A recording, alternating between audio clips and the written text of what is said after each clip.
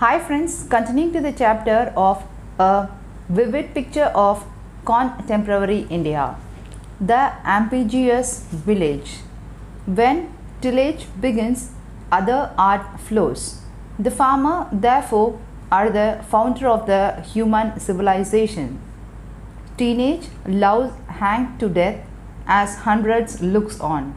Read the bold headlines of a page, 5 reports from Aligarh in Uttar Pradesh, Mufalsabar Nagar district on 6 August 2000.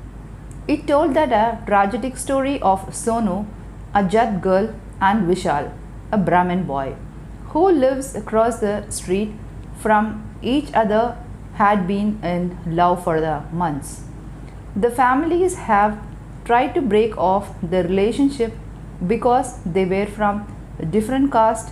When Vishal got the young lovers in a comprising position in a field nearby. He summoned that the families and the villagers elder. The panchayat held an improper meeting and ordered a death sentence. They took the couple to the roof and hanged them. The next day the police arrested the families and many villagers who have taken part in the event. The parents, while conclosing each other in a jail, said without remorse, "We had to do it for the village honors." The police chief added, "They will be let off, of course, because no witness will come forward. But then this sort of things is not uncommon around here." And he recalled 3 such incidents during the past. I saw a hens and I thought, who need the tragedies of a Shakespeare's or Sophocles? How indeed does one begins to make a sense of the Indian village? B.R. Ambedkar, one of the founding fathers of our constitution, shocked many in the Constitution Assembly in the November 1948 when he remarked, "What is the village but a sink of a localism, a den of ignorance, narrow-mindedness, and the communism?"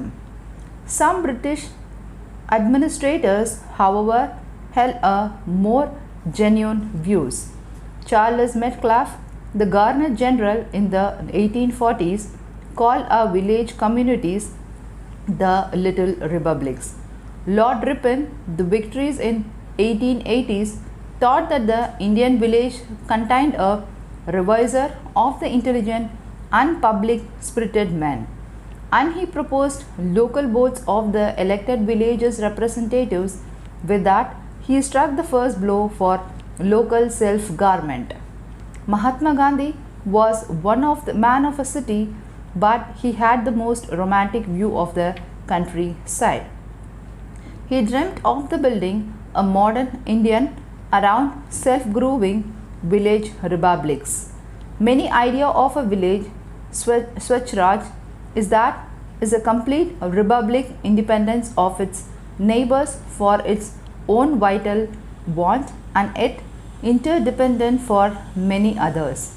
Marx too, curiously enough, was struck by the independent nature of the Indian village with its blend of agriculture and industry. But like Ambedkar, he contemplated it as closed, stagnant, and a victim of a nature. He felt that it is restrained that the human mind within the small possible compass, making it the unresisting tool of the all guarantor and the historical energies. Jawaharlal Nehru also disagreed with Gandhiji, saying that a village, normally speaking, is backward intellectually and culturally, has no progress can be made from a backward environment.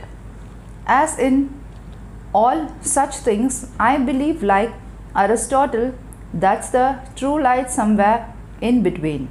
The majority of the villagers, I am sure, are deeply unjustly, many are chronically divided among the fascists, and some are traumatical to the Dalits and the backward caste. But even if a quarter or decent, just and a peaceful, then we ought to lend our wholehearted support to the revolution that is quietly bringing self-government to our village. Rajiv Gandhi fought courageously for the Panchayat Raj in the 80s, and this culminated in the 73rd amendment to the constitutions in the 90s. It is in the end some sort of the irony that Rajiv Gandhi was willing to ditch his grandfather's socialism vision and embrace Mahatma Gandhi's vision of village governance. The truth is that many are spectacular and almost no one in the power is enthusiastic about the village democracy.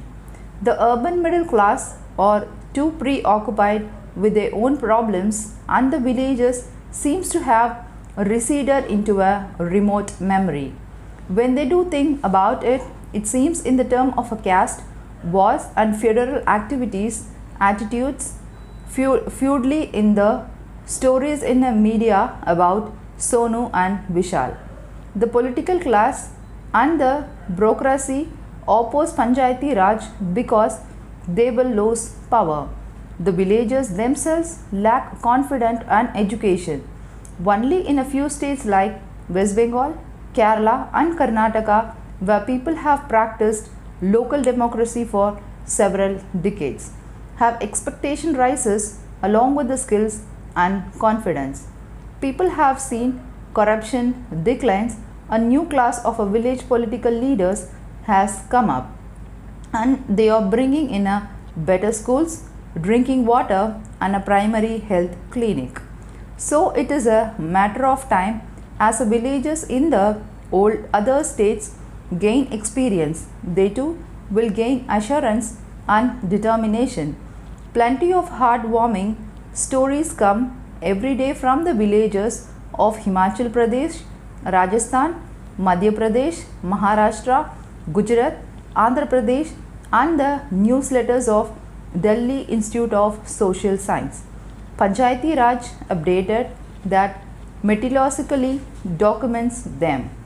They show how the people are being to stand up to the members of their state and central legislators, the local functionaries and the upper class landlords. Self-government is not a panacea. We have learned this lesson with much pain in the past 50 years.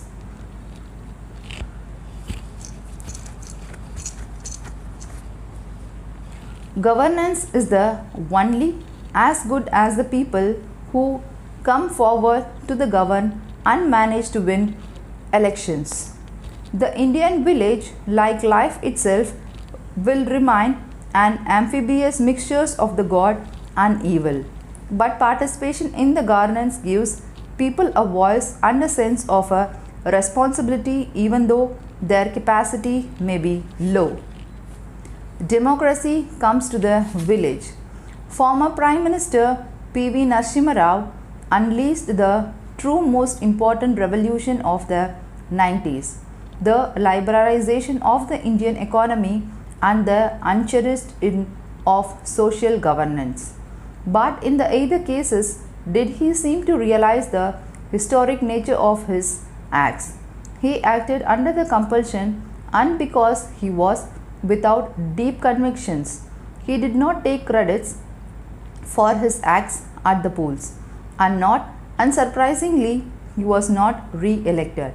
The political revolution begins on 24th April 1993 when the 73rd Amendment came into the force. During the decade, almost everywhere villagers voted and created panchayats. The victorious state Kerala, Karnataka, West Bengal and the Madhya Pradesh held local elections prominently, repeated them after 5 years, and local self-government has increasingly become a reality there. But most other states were kicked and dragged in holding the elections. Some like Bihar and the Andhra Pradesh were forced to do so by the Supreme Court. In the victorious state, Panchayat received a varied level of fundings, and in a few cases they even began to raise revenues locally. They sat periodically to decide on whether to build water tanks, village roads, or school houses. In Kerala, they began to make their own development plans at the district and the village levels.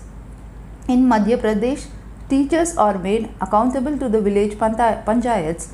They could not be transferred for the absenteeism or poor performances.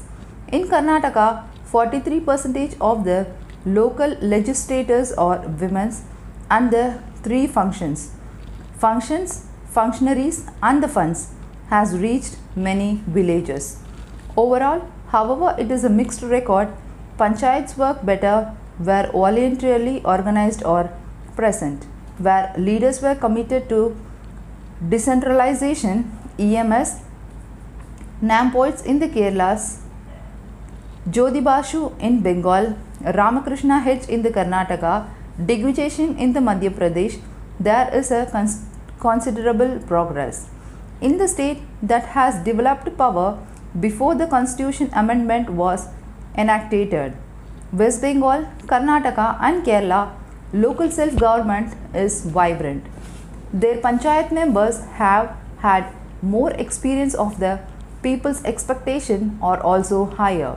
In the most other states, the situation is pretty dismal. Local self-government faces three formidable enemies: state politicians, brocerates, and the feudal elements in the villages. The members of the legislative assembly, that is MLA, and the members of the parliament, MPs, don't want to lose the party pot of honey which they have enjoyed for decades. As they siphoned away the funds from anti-poverty programs, the local functionaries likewise don't want to lose their powers to steal. The upper caste landlords cannot stomach the rise to the lower caste of a woman. A landlord in the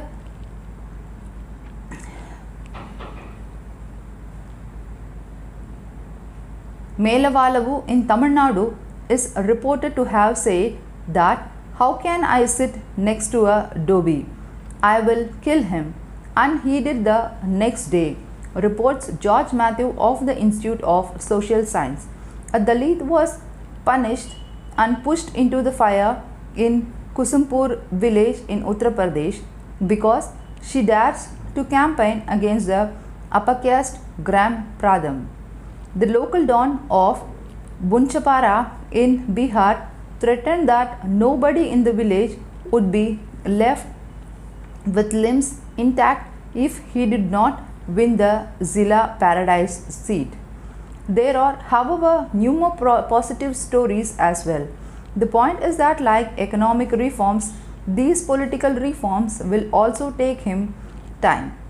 Merely participating in the local election has raised people's expectations, and their minds are beginning to change. The more than 1 million women panchayat members are slowly realizing that they are not as powerless as they thought. People who are skeptical about the Panchayat Raj needed to remember us that Amartya Sen words that people don't become fit for the democracy, but it is through democracy that they become fit. Meteorologist tells us that we had a decade of splendid monsoons in the 90s, but we know that even in the years of a plentiful averages rainfall, some areas do not get enough rain and there is a huge sufferings. The good overall rainfall did mean that a year after a year we were sitting on the largest mountains of the grain in the world, and yet people went hungry, especially in the area affected by the drought. Successive food ministers would shed crocodile tears insisting that they had offer free grains, but the state were not lifting stocks. The states claimed that they were bankrupts and could not afford to pay for transporting and distributing food to the poor. Most of us in the cities, despite our reputation for the cautiousness, would be happy to see the poor fed. But we are clinical of the government's ability to see the poor fed.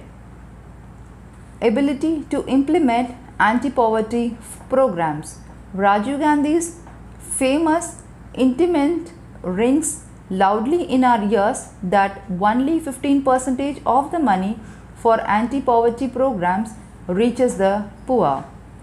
Whether it is 15 out of 30, the truth is that a vast someone's leaked out.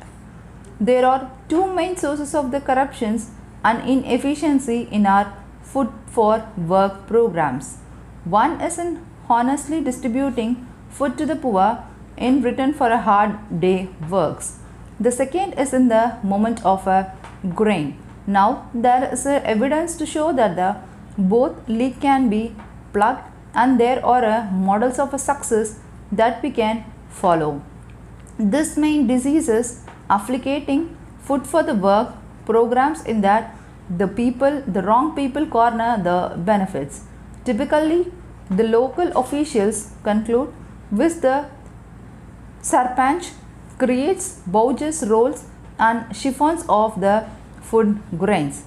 States like Madhya Pradesh have found the answer whether neither local officials nor sarpanchs are allowed to decide the anti-poverty project or the beneficiaries. It is the Grama Sabha or the assembly of all adults in the village that decides. When a food for work program is announced, all villagers assemble together and vote for what the assist they want to create in the village. Those who want to work in exchange for the food come forwarded in the assembly. Although the Panchayat executives the project, the Grama Sabha meeting against to ratify the Panchayat's accounts. Several sarpanchs have already been sacked by their Grama Sabha for stealing funds, and NGOs in some drought affected districts of the state have confirmed that there has been a marked decline in corrupted this year. Hence, people in the Madhya Pradesh no longer calls their local government Panchayat Raj, they call it Grama Sabha. In Rajasthan, corruption has declined thanks to be the right of information movement, as local officials are forced to open the government records to the people. The second source of the corruption and inefficiency is in the movement of the food. Many welfare experts now advise government that it is more efficient to give a vouchers or food stamps to the poor rather than incur the huge cost of moving, storing and delivering the food of thousands of the places. There is evidence from Iraq and the United States and Sri Lanka that vouchers work, and very simply at that. Instead of food, the beneficiary receives a voucher which she or he can exchange for so many kilos of rice or wheat for the normal stores. It doesn't have to be a ration shop. The shopkeepers in return exchanges vouchers for grain when replenishing this as a stock. Thus, grains only move through normal retails and the wholesale channels. Thus, grains only move through the state doesn't physically have to move the food. Cost comes down and the corruption's diminished. And state government can no longer offer the excuses that they cannot implement food for work programs because of the lack of the fund. As priority has grown in the past 2 decades, we have discovered that the poor are also eating other foods beside grains. So, a grain for the work program, if it has to be attractive to the poor, we will have to offer for more grains per day work than in the past. But this is not so bad because it will diminish the grain mountains faster. It does increase the subsidiary burdens, but it is better than the letting the rats got into the grain. All well designed voucher schemes for the poor can also make our school midday meal program more efficient and could eventually eliminate the Food Corporation of India and the public disturbing system. With the two biggest obstacles to the food for worker overcome, can we now expect the more offensive situation of hunger amidst plenty to disappear? Will our leaders now implement massive food for work program? If they don't, rats will go to get the foods. If they do, the poor might re-elect them, so they can choose food, feed rats or people. It doesn't seem to be a difficult choices since rat didn't vote. The power of the people participation is also the moral of this tale of two districts. Jehoba in the west, Madhya Pradesh, is a success story where forests have been regenerated. Bodies of the water have sprouted and incomes are growing. All this because people having learned to help themselves. Kalahani in Orissa is a failure with the chronic starvation and cases of the parents selling the children to pay for the food. Both districts are unplanned and home to be the tribal people. Both were once covered with splendid forests, mainly teakwood, but these have been drying in recent years. As forests vanished, rains became irregular and village waters tank fell into disuse as the government took over their ownership. Increasingly, the two districts became prone to drought and people began to migrate for 6 months a year. In the mid-80s, both the districts were in the news when Rajiv Gandhi visited them following reports of the food riots in Jehoba and the sales of the children in Kaladhani. The Center of the Science and the Environment, Delhi reports that in Orissa, the Soil Conservation Department has spent more than Rs 90 crores since the mid-80s to build 1,400 water harvesting structure. The central government has poured huge sum of constructions micro watersheds. But these projects have been poorly implemented and have been plagued by the massive corruption charges, lazy district collectors allied don't work and the budget funds of the drought prone area program and the development assurance scheme are constantly underspent. Whatever is spent is largely lost in the corruption according to the NGOs. We get a complaints of a corruption in the watershed activities, but the officials belongs to the state rather than the center and we can't punish them, says NC Saxena, the former secretary under rural development. It is the opposite story in the Madhya Pradesh where local communities creates 7,06,004 water harvesting structures between February and June in 2001 alone through the people participation, and they will irrigate 52,000 hectares of additional land. The benefits too have come quickly. Decent rains in the late June and July 2001 filled these people's tanks, ponds and earth check dawns. Madhya Pradesh is succeeding because it is involving people and NGO is managing water and energizing the institution of local self-governments, while Orissa depends on the apathetic brooches to do the job.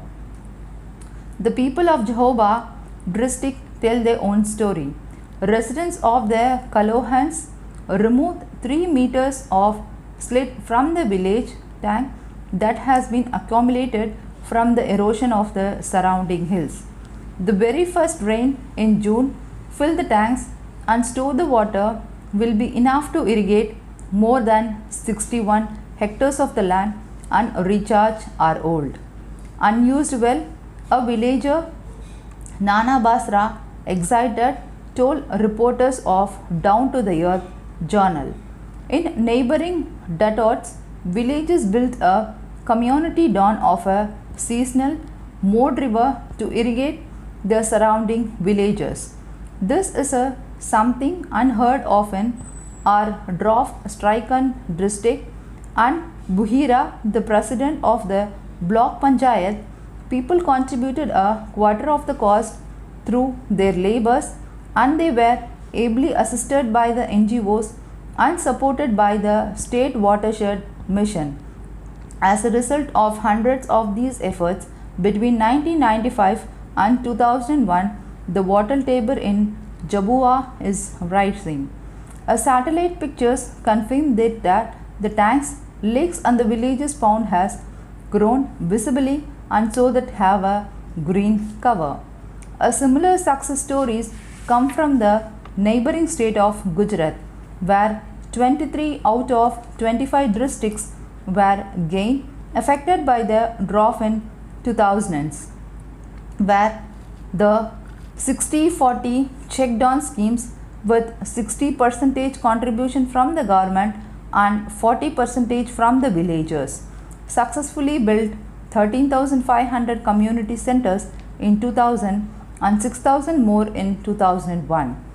But whereas Madhya Pradesh has passed on the ownership of these structures to the Gram Sabhas and village assemblies manage the water structures, the Gujarat government is threatening to take over the management of those structures in the future because water does not belong to the people but to the caste. For the first time in history, it seems to be that we are dealing with the drought and water in a different way. Gujarat and Rajasthan has also reported plenty of a miracle of community effort during the last drought. But these states are not pushing power down to the people as single-mindedly as Madhya Pradesh. The Gujarat government, in fact, is notorious for subjugating Panchayati Raj. The voluntary organized in the Gujarats were worried. The check dam schemes will be sustained if people committees manage them, says Manubhai Mehta of Sarvalkuntra Gram Vikas Mandal.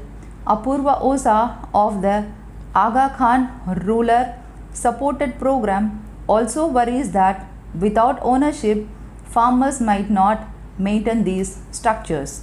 The challenging for the future is to look after the people of water structure and keeps recharging the ground water. Environmentals tells us that 4 years is enough for a ecological regeneration, and if you maintain a structure for 4 to 5 to 8 years, then the community will be able to withstand 3 droughts in a row. That is why I am betting on Madhya Pradesh, even though the people of the Gujarat have more initiative and more commercial minded. Madhya Pradesh will succeed in the end because it is building sustainable institution. The time for another green revolution. Throughout the 90s, reforms included Indian agriculture. Only in the March 2000 level did the debate begin, with the finance minister Yashwant Sinha included 7 specific agricultural reform proposals in his annual budget.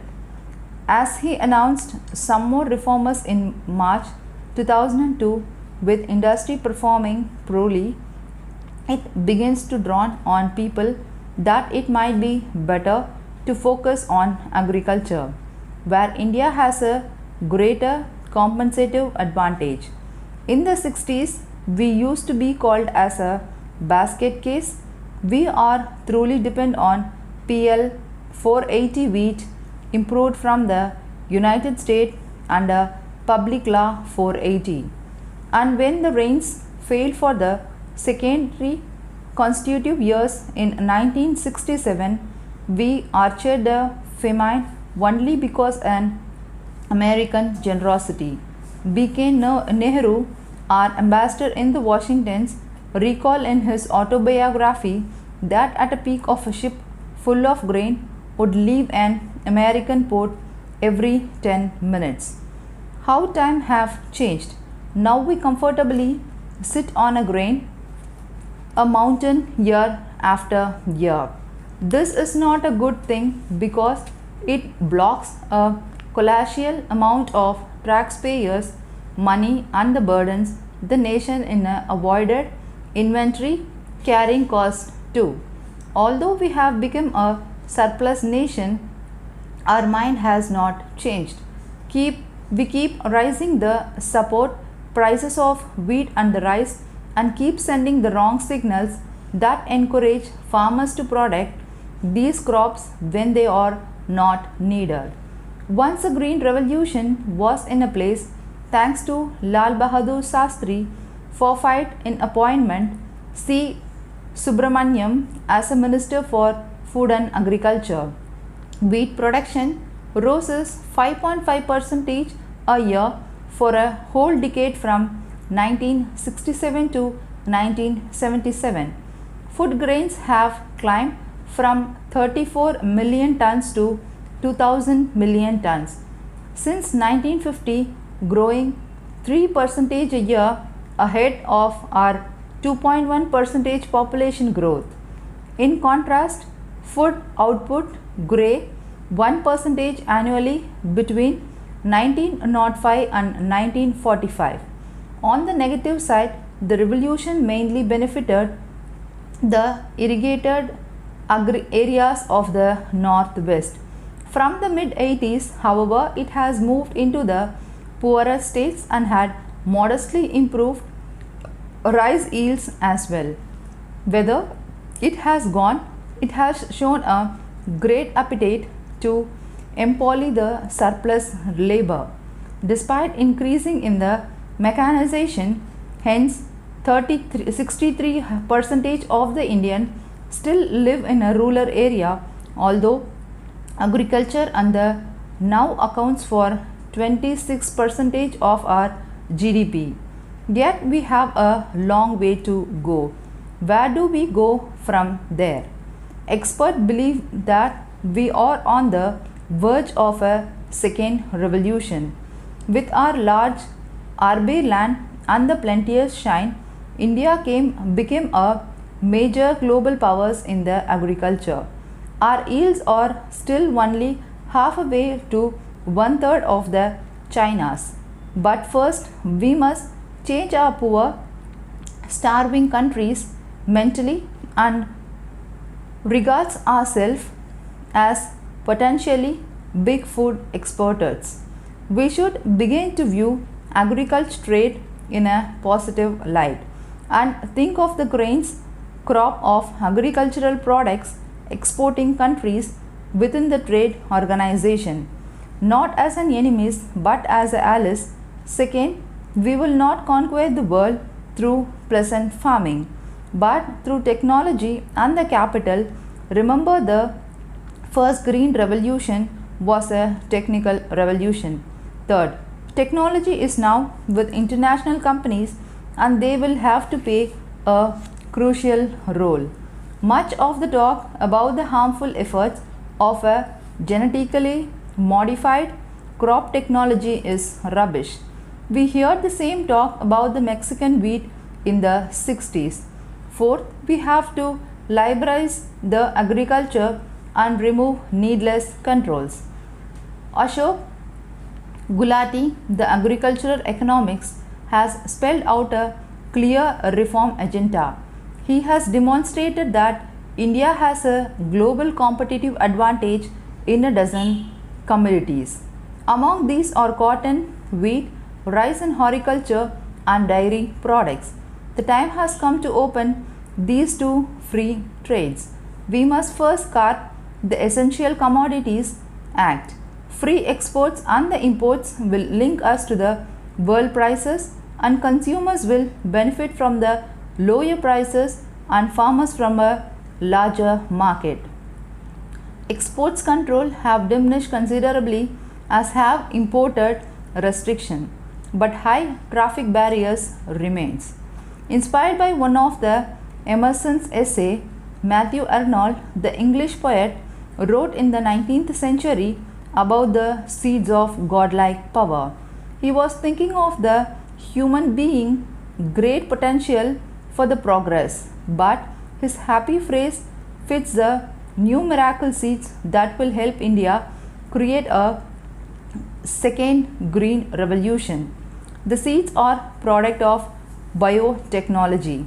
Farmers love them because they don't have to spend on costly pesticides. They are resistant to pests and they raise yields and income by 30 to 50%. Consumer like them because the food is less toxic and more nutritious. Many seeds are also nutritiously engaged. For example, you won't feed the guilty eating the new potatoes because you will get a protein in addition to the starch in your diet. No wonder the seed covers 44.2 billion hectares in 13 countries on 6 continents. 8 of these countries are industrialized and 5 are developing. In the past 5 years, genetically improved crops have grown 25-fold in the average. A dramatic rate of adoption for any new technologies. Tragically, India's farmer had to wait 6 long years before being allowed to experience this miracle. In the March 2002, they were finally allowed to step into the world of biotechnology when the government allowed commercialization of bit cotton. When the new cottonized is especially popular because it is resistant to the dreaded bollworm, which attacks the 70% of the Indian cotton crops and destroyed 35 to the 50% in every year. In 2001, many farmers committed suicide because of this.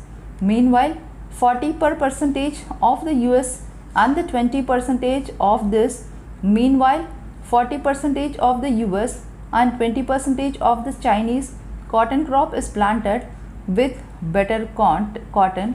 For other crops, food dragging continues. Progresso mustard seeds have been tested for the death for several years and they have not been approved. Chinese bureaucrats, in the contrast, take a more partial approach.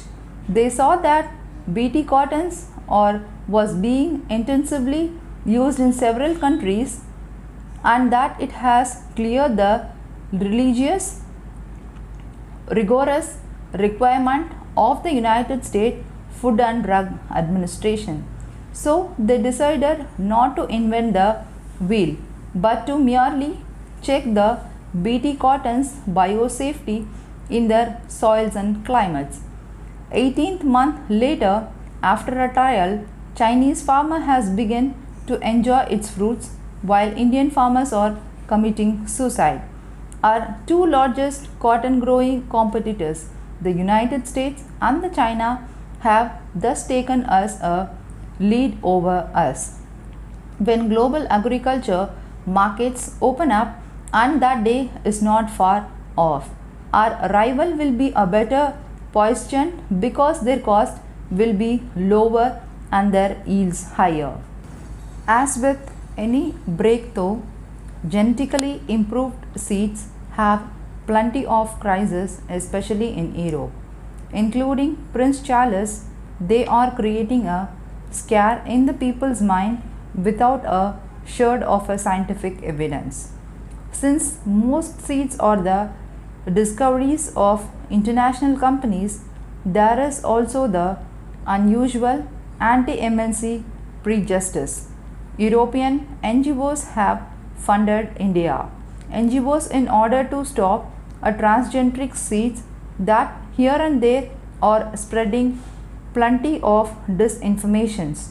They have ever taken and the Indian government to the court for approving the BT cotton trials. One of the leading anti-MNC activities, Professor N. Nanjundraswamy, instigated that 3,000 farmers in Karnataka on 3rd January 2001 and they uprooted BT cotton planted in a trial plots in 2 locations. According to the scientists, the European stand is emotional and based on unknown further risk, not on the data. But these vocal criticizers allowed are brokerist and made them timid. Remember, India has only 2% of the world arable land, 1% of the world rainfall, but 16% of the world's people. India farm yields are only half of the third of our competitors.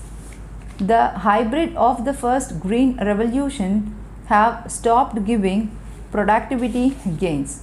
Remember also that our first green revolution was not an accident. Bold individuals created it. Had they waited for endless trials, it would not have happened. In comparisons, our second green revolution so far is a sordid tale of apathetic, timid brochures, misguided activities, and eco-terrorist who was robbing our farmers' future. Markel Porest used to say that if one goes on performing any action, however banal or stupid, long enough, it is automatically became good and special. A simple walk down 100 yards of a village street is wonderful if it is made every Sundays by an old lady of 80. Similarly, a businessman I knew in Mumbai worked diligently but unimaginatively in a set routine. When he was alive, everyone said that what a wonderful man. But when he died, his business collapsed, and people said that, he kept things together, and look what happened now. This rule of a Proust alone applies to many of our sarconates but wasteful habits. Every year we waste 10 to 20% of our food harvest because of bad practices. Even if only 10% of the grain is wasted, that only is 20 million tons, a worth of rupee 15 crores each year. If only half were served, what we would become a major food exporting nation. Is there a more efficient way to organize our post-harvest activity? As this happened, a steering committee of the food ministry has found an answer. The inspiration for the new system comes from Australia and involves mechanizing bulk grain handling. The gist of the idea is simple. A farmer today carries his procedure to a mandi, where it is packed into bags and sold through a system that involves a long chain of a middleman. In the new system, farmers would be able to sell directly to the silo operators, who in turn would transfer the grain in specially designed trucks and wagons to scientific silos and store them in a insects, pathogens and bacteria-free environment. From there, they produce would move to the consumer in the cities in the same hygienic transport. Flour manufacturers would buy grain from silo operators. Even the government would proceed it needs to ration shop from the soils. The silo operators would recover the capital cost of the silos and wagons through their margins, which are unlikely to be the greater than the combined margin of the today's long chain of middlemen. The nation will save by avoiding waste in a transit and by eliminating a large number of middlemen. We would all gain by replacing the inefficient and corrupt practices of the state agencies by a competitive system of scientific storage and the moment run by the entrepreneurs. Over time, these savings will translate into lower prices, grain surplus, and exporters. The first step in this direction have been taken with the government inviting bids for the constructions of seals. It remains to be a how successful it will be. Middlemen are bound to resist the new systems, for they also act as a money lenders to the farmers. But don't shed tears for them. They are enterprising people and they will find many interpretational opportunities in the new system. They became service provider to silo operators or financiers of the few trucks and the wagons or silo operators themselves.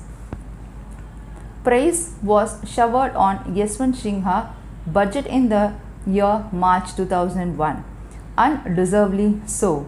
There was a much to learn and everyone has his favorite measure. But I was happiest that agriculture has finally entered the reform agenda. By investing in agricultural reform, we will get a bigger bang for our buck. As the American says that the timing is good because no one is seriously worries about food security. Agriculture reform is a big agenda and there is no point taking off globalization or the WTO when the Indian market is not free. Our farmers are victims of archaic laws that prohibit them from selling produce freely within the country. Traders face limits on how much they can buy and stock. Miles faces levy burdens on rice and sugar. Prices are destroyed by politicians. All this is incompatible with a modern, successful in economy. But the biggest change we need is our mindset.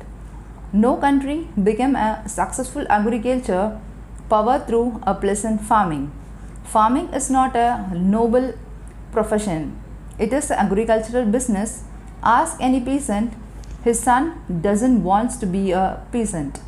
We must treat farmers as a business people. Our green revolution succeeded because we treated Punjab farmers as a capitalist. Our farms need a huge infusion of a capital and technology in order to raise yields and to complete globalization. Peasants cannot make this investment, neither can the government, for it is a bankrupt. Hence, we must free peasants to lease their lands to agribusiness professionals with equal and the technology. Only thus will we stage the second green revolution and become an exporter in a world economy. All our agricultural institutions, extension services, cooperatives, FCIs, and the dozens of the others are strategic or defunctionate and incapable of reform. 5 ministries interferences in our farmers' life: agriculture, fertilizers, water, food, and the consumer affairs. And there is no coordination, professionalism, or result orientation. It takes 6 months to import a commodity, and then we do not need it, and 5 months to export it when prices have plunked. Obviously, we need to trust the individuals and the markets. Vajpayee government has struck a big blow on the behalf of agricultural reforms, not only through the budgetary measures but by challenging these old mindsets. First came the National Agricultural Policy tabled by then Agricultural Minister Nitish Kumar. It talked of freeing controls on agriculture, future tradings and contracts farming. The government has freed intercaste trading by amending the Archaic Essential Commodities Act. This will fill storage stocking crops, which hurts farmers and diminish their incentive to produce. It has decontrolled cotton. It was trying to chop the FCI role and decentralize the food management. But an official community on the long term gain policy favors its continuation. Perhaps the bold move is to remove excise duties on food processing, which could usher in a horticulture revolution and transform our food exports. The essay in this chapter have described an India and the world art that has grown more practical and less ideological at the beginning of a new century. Entering a new millennium is a daunting enterprise, especially when the past one has been so unkind to us in India. Historian writer Fernandez in his brilliant book says that Millennium explains why India has been the Cinderella civilization of our millennium. Beautifully gifted, destined for the greatness, but regulated to the backstage by those demonizing sisters from Islam and Christians. This is, however, we are not true of the previous millennium. He adds that the history of the first millennium of the our era would have to give India enormous weight. The subcontinent housed a single civilization characterized by the elements of a common culture. Counterminus with the geographical limits, the achievement it is produced in the air, science, literature, and the philosophy were exported. With the molding impact to the China and the Islam, it was a civilization in the expansion, creating its own colonial new world in Southeastern Asia. Yet somehow Fernando says that with bewildered suddenness, the inspiration seems to be dry up, the vision to the turn inwards, and the cohera to dissolve. If the past millennium has been painful, the future one holds promise. Our situation in the India is dramatically changed. At the beginning of the last millennium, in the contrast, it was an untidy mess. Then a large number of a tri-state filled the subcontinents in an uneasy equilibrium. They were quarrelsome, fractious, and inefficient. They collapsed under the strain of mutual emulations. And the Muslim advantages of the smash and grab variety. The invaders ground down the Hindu Buddhist culture. Our intellectuals were declamated and creativity was destroyed. Today, India has rediscovered its common culture. These rediscovery projects have taken over 150 years to mature, beginning with Raja Ram Mohan Roy, and it has helped to create a confident modern consciousness that now reaches beyond our borders to embrace the 20 million members of the Indian diaspora spreads across the globe. In the decentralized information economy of the 25th century, that is huge advantage. Today, India is a strongly undefined state that it is a beacon of democracy, and it has a constant high economic growth for 2 decades. Many in India follow the Vikram Samvat calendar that begins in 58 BC, and according to it we are already in 2059. Only for the Christians who calculate their calendar for the birth of Christ are we in 2002 AD. Clearly, the last millennium belonging to the West, this was not true for the previous one. nor will not be the necessarily be true of the next one. Christianity, the faith synonymous with the West, has been decaying in its homelands, while Islam is a state of a revival. China, and to a lesser extent, India as a nation onto the move. The greatest achievements of the past millennium, according to the Economics of London, is the astonishing multiplication of human wealth of the human race and of the knowledge that supports it. I agree for the first time in history it is possible to for more than a tiny minorities of the people to be comfortable and life beyond the meanest level of the substances. The essay in this chapter have described an India and the world art that has grown more practical and less ideological at the beginning of a new century. Entering a new millennium is a daunting enterprise, especially when the past one has been so unkind to us in India. Historian writer Fernandez in his brilliant book says that Millennium explains why India has been the Cinderella civilization of our millennium. Beautifully gifted, destined for the greatness, but regulated to the backstage by those demonizing sisters from Islam and Christians. This is, however, we are not true of the previous millennium.